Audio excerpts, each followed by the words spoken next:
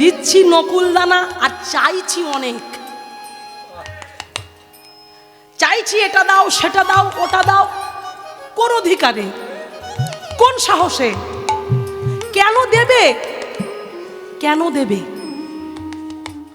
তুমি নির্মল করো মঙ্গল করে মলিন মলিনা মলিন মর মুছাই। তুমি নির্মল করো মঙ্গল করে মলিন মর মুছাই। অবপূর্ণ কিরণ দিয়ে যাক মোর মোহ কালিমা গুছায়ে মলিন মর মুছায়ে। তুমি সবাই বলো দেখি যারা গানটা জানো, তুমি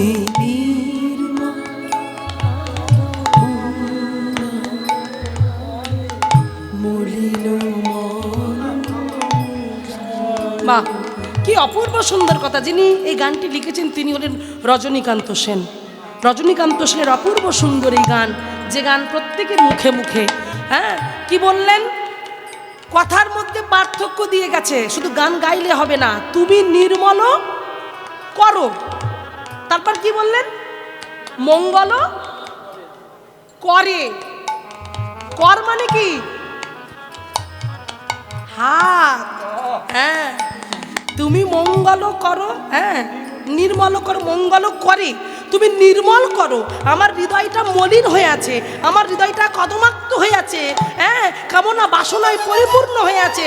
তুমি তো মঙ্গলময়, তুমি তো কৃপাময়, তুমি তো করুণাময়। তোমার মঙ্গলময় কর দিয়ে, মঙ্গলময় হাত দিয়ে আমার হৃদয়ের ময়লাটা পরিষ্কার করো।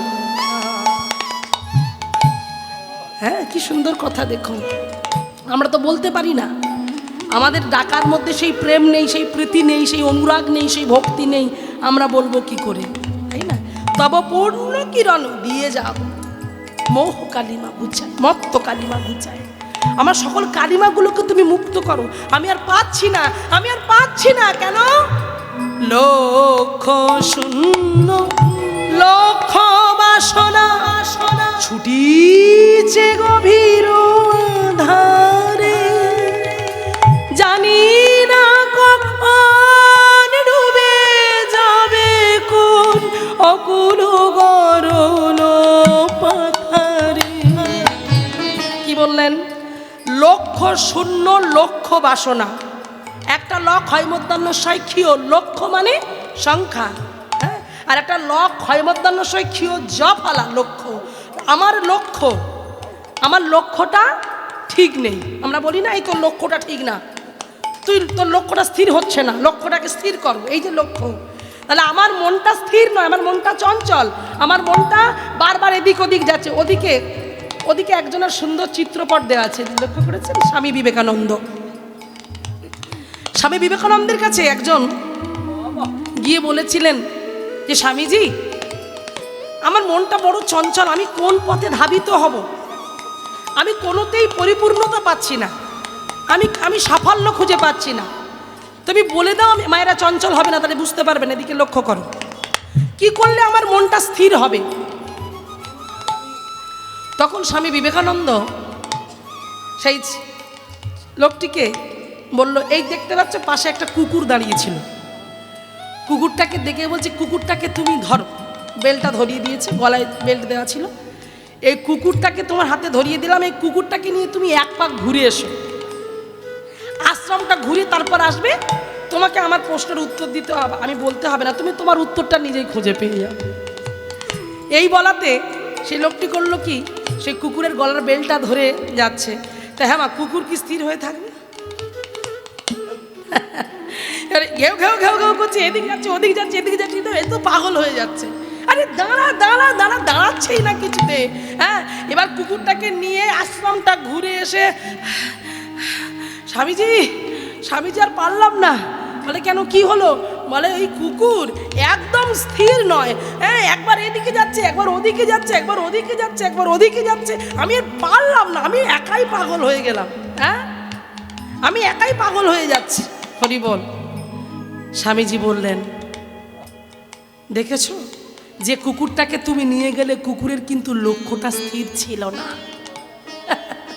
তার মনটা যে বড় চঞ্চল। ও যদি স্থির হয়ে তোমার কথা শুনে চলতো তাহলে তোমাকে এত কষ্ট ভোগ করতে হতো না। তাই তোমাকে এটা বোঝানোর জন্য আমি কুকুরটাকে নিয়ে ঘুরিয়ে এলাম, কারণ তোমার লক্ষ্যটাও ওই রকম স্থির নেই। তুমি সাফল্যতা পাচ্ছ না কেন? তুমি ভাবছো আমি ডাক্তার হব, না আমি ইঞ্জিনিয়ার হব, না আমি পুলিশ হব, না আমি উকিল হব। তুমি নিজেই বুঝতে পারছো না। আগে তুমি ঠিক করো তুমি কোনটা হবে, মনকে বোঝাও তুমি কোনটা হবে, তবে তোমার লক্ষ্য স্থির হবে। হ্যাঁ, সেই জন্য বলছে লক্ষ্য শূন্য লক্ষ্য বাসনা ছুটিছে গভীর আধারে, জানি না কখন ডুবে যাবে অকুল গরল পাথারে। প্রভু বিশ্ব বিপদ হন্তা আছো দাঁড়ায় রুধিয়া পন্থা, তব সে চরণ তলে নিয়ে এসো মোহ বাসনা গুচায়ে, মলিন মর্ম মুছায়ে তুমি নির্মল তাই গৌর প্রেমানন্দ একবার হরি বল। মলিন মর্ম মুছায়ে তুমি নির্মল কত মঙ্গল করে, মলিন মর্ম মুছায়ে। তাই সেই মলিনতাগুলোকে কাটিয়ে আমরাও যেন গৌর গোবিন্দের চরণে নিজেকে সমর্পণ করতে পারি। আর সেই কথা বলে আজ আমি ছোট করে গৌর চন্দ্রিকা গাইব, তারপর সরাসরি অপূর্ব সুন্দর একটা লীলার মধ্যে প্রবেশ করব। চলুন ভক্তি বিনোদ ঠাকুর পদাবলিতে কি বলছে আমরা শ্রবণ করি। আহা,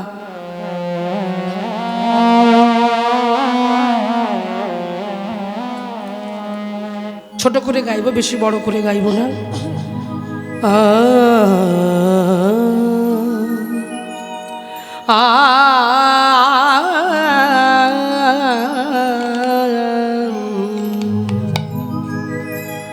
জীবি জাগো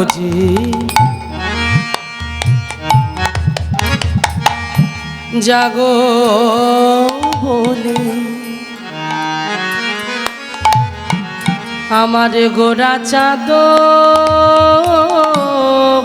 বলে,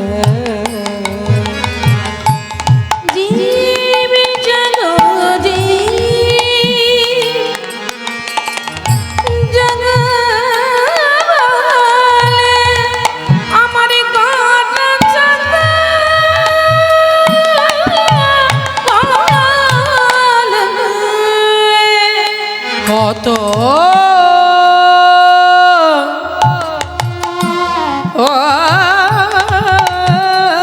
নিদ্রা যাও গো মায়া,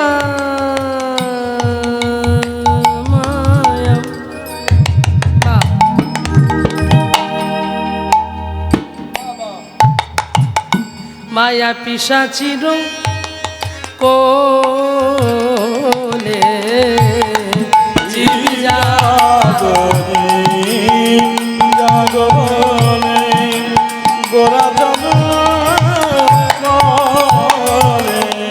এবার ব্যাখ্যা শুনুন, ব্যাখ্যাটা কি বলছে দেখুন। আমি বলছি না, মহাজনের পদ বলছে জীব জাগো জীব জাগো জীব জাগো। তাহলে ভক্তমণ্ডলী, বাবা আমার ভক্তিমতী মায়েরা, আপনারা জেগে আছেন না ঘুমিয়ে আছেন? দারুণ। এদিকে বাবারা কি বলছেন, জেগে আছেন না ঘুমিয়ে আছেন? সবাই তো জেগে, সত্যিই তো সবাই তো জেগে আছে। কিন্তু পদাবলী কি বলছে? পদাবলী কি বলছে? জোর দিয়ে বলছে জীব জাগো জীব জাগো। তার মানে কি?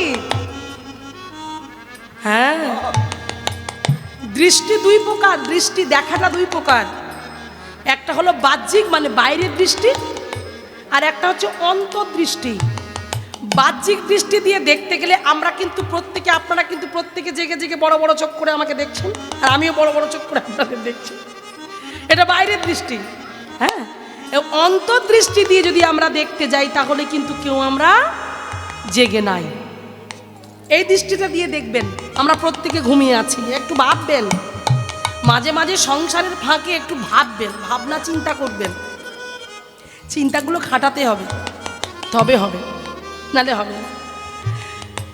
আমরা ঘুমিয়ে আছি, এখানে কি বলছে? জীব জাগো, জীব জাগো বলে গোরা চাঁদ বলে। গোরা চাঁদটা কে? গৌরহরিটা কে? মহাপ্রভুটা কে? ভগবান। সত্যযুগের নারায়ণ, ত্রেতা যুগে যিনি রামচন্দ্র ছিলেন, দাপরে যিনি কৃষ্ণচন্দ্র ছিলেন, কলিতে তিনিই তো গৌরচন্দ্র, ভগবান। তাহলে সেই ভগবান বাণীটা, বার্তাটা পাঠিয়ে দিল। ভগবান বললেন জীব জাগো, জীব জাগো বলে গোরা চাঁদ বলে। কত নিদ্রা, মানে কত ঘুম, ঘুমাচ্ছ কার কোলে? মায়া পিশাচির কোলে। মায়ার করে আমরা ঘুমিয়ে আছি। আমরা ঘুমিয়ে পড়েছি বলে তাই কোনটা ঠিক হচ্ছে কোনটা ভুল হচ্ছে আমরা নিজেরাই বুঝতে পারছি না। এবার বলবেন, ও মেয়ে কি বলছো, মায়ার কোলে কি করে বুঝবো যে আমরা ঘুমিয়ে আছি? এখন সেটা বোঝাতে গেলে একটু ভালো করে বলতে হবে। আচ্ছা মায়েরা বলো, আমাদের বাড়িতে জামাই এলে কত বড় সাইজের থালা বের হয়? মানে জামাই এলে কত, জামাই মেয়েটে আসে তো নাকি রে বাবা, কত বড় বড় বড় সাইজের থালা। হ্যাঁ, আচ্ছা এবার বলো, আমাদের সংসারের মধ্যে এতটুকু করে সাইজের থালাটা কার?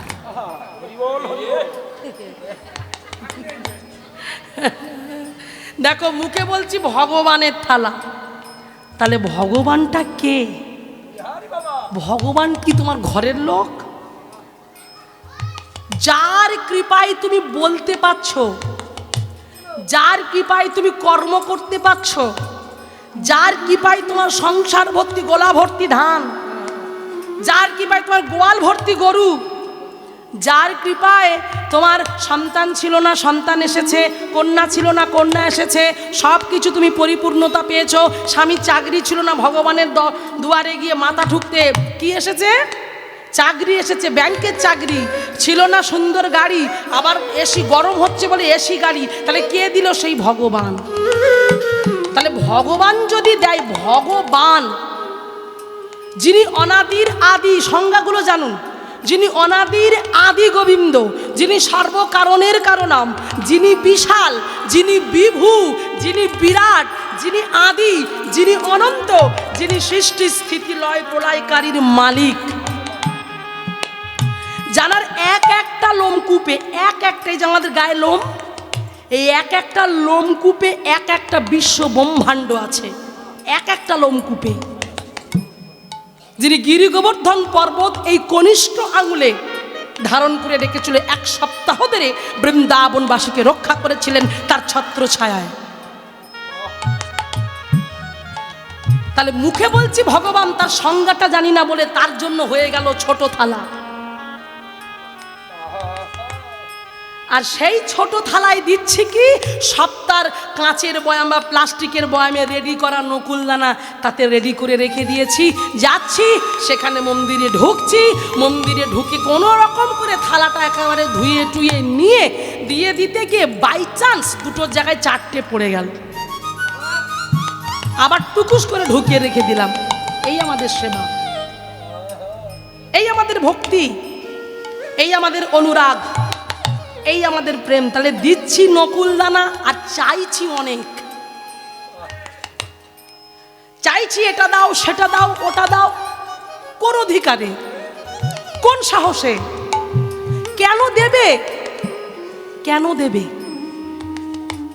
কফটা চোখের জল ফেলেছো যে তুমি ভালোবাসলে,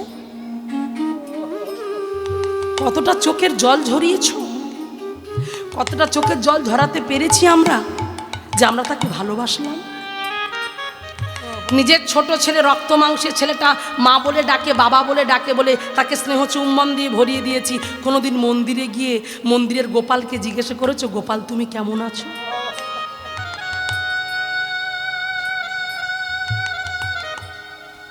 যে ভালোবাসা, যে আদর, যে যত্ন করে একটা ছোট্ট ছেলেকে বুকে জড়িয়ে ধরে তুমি ভালোবাসছো, কোনোদিন মন্দিরের গোপালকে এইভাবে তুলে নিয়ে বুকের মাঝখানে জড়িয়ে ধরে কোনোদিন চুম্বন করেছো? করিনি, করতে পারিনি আমরা, আদর করতে পারিনি আমরা। আদর করা তো দূরে যাই, তাকে অনাদর করে করে তাকে আমরা ব্যস্ত করে তুলেছি। তাহলে এই তো আমাদের ভালোবাসা, এই তো আমাদের প্রেম, এই তো আমাদের জেগে থাকা। একবার ভেবে দেখেছো এই জগতে সংসারে অনিত্য বস্তুগুলোর জন্য আমরা পাগলের মতো হয়ে যাচ্ছি। ছেলে খেয়ে স্কুলে যাবে, স্বামী খেয়ে ডিউটি যাবে, তাদের জন্য করছি। কিন্তু ভেবে দেখেছো যেদিন তুমি পৃথিবীর বুকে এসেছিলে সেদিন কি ওরা তোমার সঙ্গে ছিল? ছিল না, তুমি একা এসেছিলে। তুমি একা এসেছিলে, কার ভরসায় এসেছিলে? যার ভরসায় এসেছিলে তাকে তুমি নকুলদানা দিচ্ছ। মাতৃগর্ভের মধ্যে 32টা নারীর বন্ধনে অসহ্য জ্বালা, অসহ্য যন্ত্রণা, পায়খানা প্রস্রাবের ছোট্ট একটা থলি, জলের থলির মধ্যে হেষ্ট মুন্ড ঊর্ধ্ব পদে তুমি 10 মাস 10 দিন কত কষ্ট করে, কত দুঃখ সহ্য করে তুমি এইভাবে ছিলে। মাথাটা নিচের দিকে, পা দুটো ওপর দিকে করে তুমি কত কেঁদে কেঁদে, কাকে ডেকেছিলে? মাকে? বাবাকে? মা তো গর্ভে ধারণ করলো। মা কি বুঝলো যে তুমি কেমন ভাবে পেটের মধ্যে আছো? মা কি বুঝলো? মা বুঝলো না, মা বুঝবেও না। তাহলে 10 মাস 10টা দিন যে তোমার রক্ষা করেছে, তুমি কিভাবে থাকবে? তাহলে ওইভাবে একটা বাচ্চা ছেলে কিংবা মেয়ের পক্ষে একটা মাতৃগর্ভে থাকা কিন্তু সম্ভব নয়। এখন যদি তোমার মাথাটা পায়ে নিচের দিকে করে, পা দুটো ওপর দিকে ঝুলিয়ে দেওয়া হয়, পারবে 10 মাস 10 দিন এরকম করে? পারবে? তুমি 2 দিন 1 দিন থাকো তো দেখি কেমন পারো? মুখ থেকে রক্ত উঠে মরে যাব। তাহলে একটা দুধের শিশু, একটা অবলা প্রাণী, তার ভালো করে চোখটা পর্যন্ত ফোটেনি। তাহলে সেই ছোট্ট একটা দুধের শিশু, সে মাথাটা নিচে, পা দুটো ওপর দিকে করে 10 মাস 10 দিন ওইভাবে তাকে থাকতে হলো। তাহলে ওই থাকাটা, তাকে নিয়ন্ত্রণটা, তাকে ভালো রাখাটা কে করলো? ভালো রাখার পর যখন এবার টাইম হয়ে আসছে সেই পৃথিবীর বুকে আসার, এইবার সহ্য করতে পারছে না, তখন প্রার্থনা করে, ক্ষমা ভিক্ষা করে, আকুলতা ব্যাকুলতা দিয়ে কেঁদে কেঁদে বলেছিল, ওগো করুণাময়, ওগো দয়াময়, ওগো প্রেমময়, তুমি কি পারো না এই জঠর যন্ত্রণা থেকে একবার আমাকে মুক্ত করতে? ভগবান এত করুণাময়, ভগবান এত কৃপাময়, তিনি থাকতে পারলেন না মায়েরা। গর্ভের কাছে এসে ওই সদ্যজাত শিশু সন্তানটিকে বলেছিল, ওরে কলির জীব, তুই আসবি, তোর আসার সময় হয়ে গেছে। এতদিন আমি তোকে সুন্দর করে রেখেছিলাম, রক্ষা করেছিলাম। জানি না পৃথিবীর বুকে গিয়ে তুই সেইভাবে আর থাকতে পারবি কিনা, তবে কথা দে, ধরার বুকে গিয়ে তুই আমাকে ভুলে যাবি না।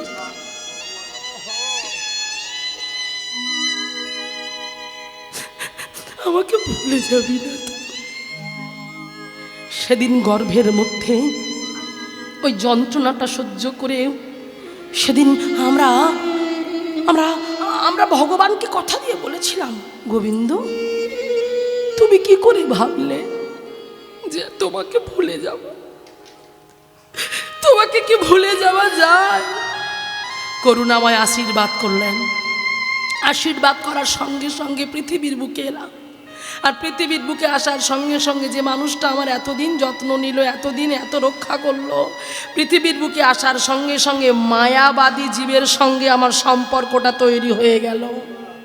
যারা আমাকে আর কৃষ্ণ নাম বলতে সাহায্য করবে না, তাদের সঙ্গে আমার সম্পর্ক তৈরি হলো। বাবা মা ভাই বোন আত্মীয় পরিজন বন্ধু বান্ধব সবাই এলো, আমাকে নিল, আদর করলো। হ্যাঁ, আর ধীরে ধীরে ভগবান অনেকক্ষণ দাঁড়িয়েছিল যে নিশ্চয়ই একবার আমার কথা মনে করবে, নিশ্চয়ই একবার আমাকে ডাকবে, নিশ্চয়ই আমাকে খুঁজবে। কিন্তু আমি দাঁড়িয়েছিলাম কিন্তু হলো না।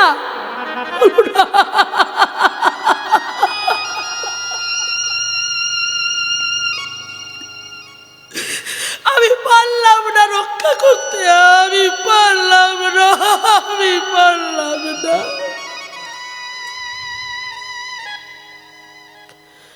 ভগবান যেই মায়ার বন্ধনে ছোট্ট ছেলেটা যুক্ত হয়ে গেল, ভগবান সরে গেল।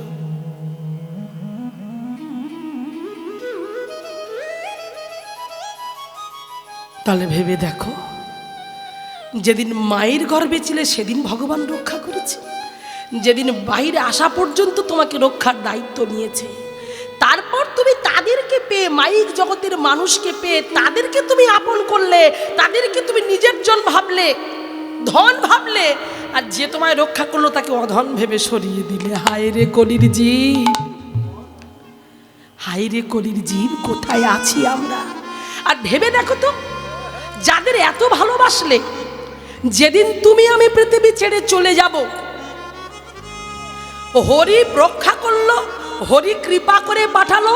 আর যেদিন চলে যাব, সঙ্গে ছেলেও যাবে না, মেয়েও যাবে না, বাবা মা বন্ধু বান্ধব আত্মীয় পরিজন কেউ যাবে না, কারণ তুমি একা এসেছিলে, তোমাকে একাই চলে যেতে হবে। তাহলে যেদিন আমি পৃথিবীর বুকে এসেছিলাম সেদিন আমাকে কে রক্ষা করে এনেছিল? হরি। আর যেদিন তুমি চলে যাবে সেদিন সঙ্গে কে থাকবে? হরি। তাহলে তুমি তাকে কিসের আশায়, কিসের জন্য নকুলদানা দিচ্ছ? তাহলে তোমরা আবার বিচার করে দেখো, কাকে আপন ভাববে, কাকে নিজের করবে, কাকে ভালো মন্দ খাওয়ানো উচিত, প্রতিদিন রন্ধন করে কাকে সেবা দেওয়া উচিত, এগুলো মাথায় রাখতে হয়। আর সেই জন্যই বললেন, এ জগতে সংসারে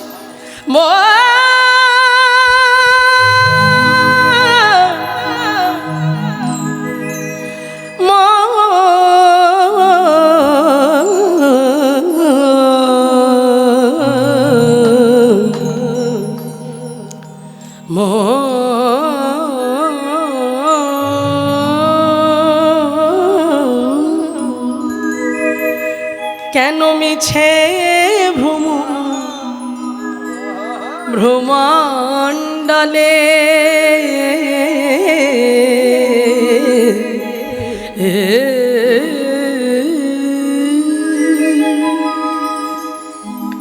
ওগো ভুলো না দক্ষিণা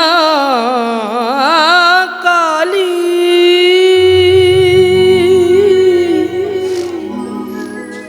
বদ্ধ হয়ে মায়া জালে।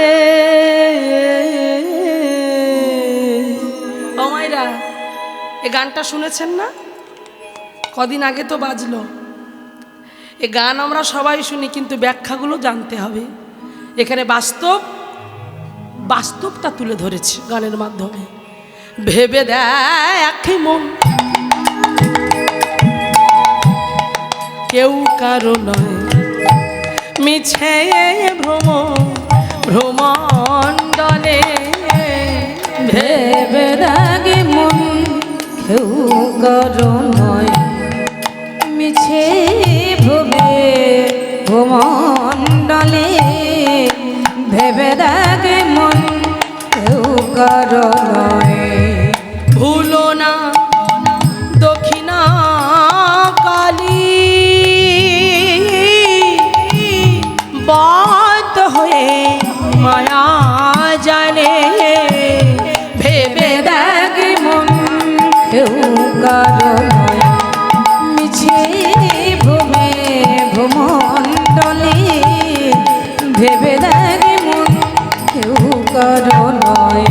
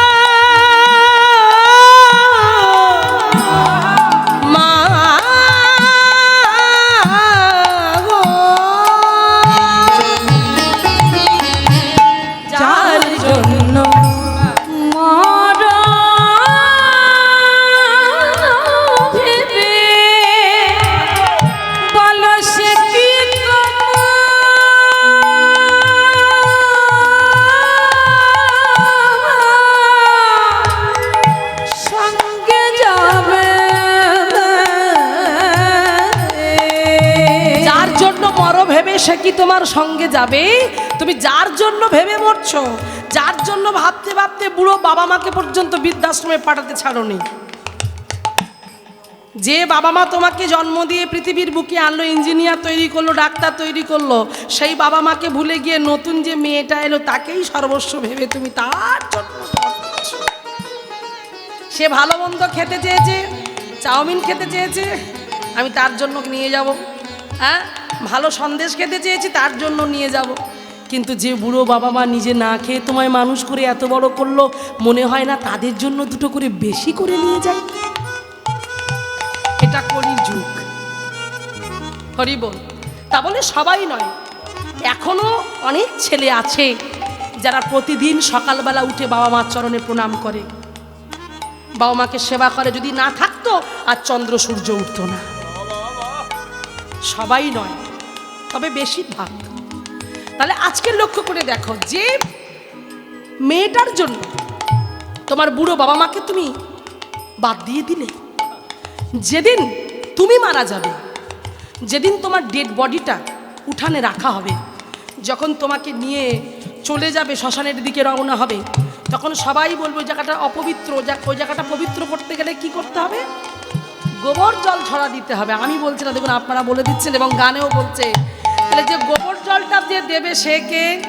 যাকে ভালোবাসলে, যাকে আপন করলে, যার জন্য চাউমিন কিনে আনলে, যাকে ভালো ভালো সন্দেশ খাওয়ালে, যার সোনার গহনা তৈরি করে দিলে, দুর্গাপুজোয় ৬,০০০ টাকা শাড়ি কিনে দিলে, সেই প্রেয়সী,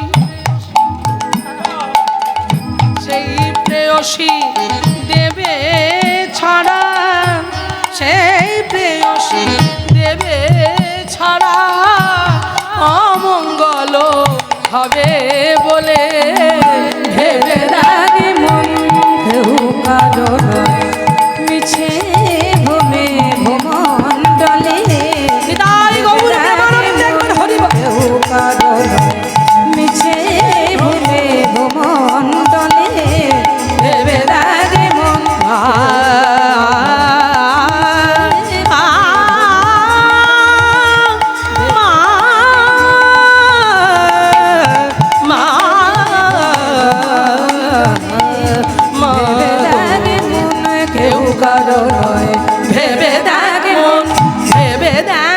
ভেবে দেখ মনকে